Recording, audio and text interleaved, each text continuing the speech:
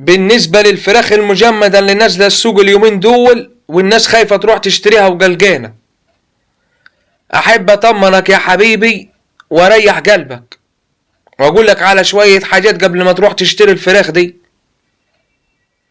تخلي بالك من الكيس اللي متغلف فيه الفرخة، الكيس البلاستيك ده لازم يكون تقيل يا حبيبي، لازم يكون السمك بتاعه كده تخين شوية، ما يكونش من النوع الخفيف، ويكون عليه كلمة باركود اللي هو ايه الQR ده على الوش من بره مكتوب بالعربي وعليه برضو ايه QR، والوش برضو من الجنب التاني انجليزي وعليه QR. الشكل دوت نازل منه كيلو و300 جرام، تاني دوت نازل منه الكيلو وال200 جرام. تخلي بالك من سمك الغلاف اللي متغلف بيه، اهم حاجة يكون تقيل ما يكونش من النوع الشفاف. وبعدين يا اخويا انا مش عارف الناس خايفة منين.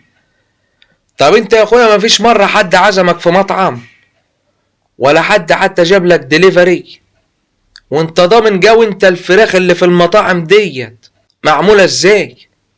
ولا انت بتروح تريشها يا اخويا وتحطها في السيخ؟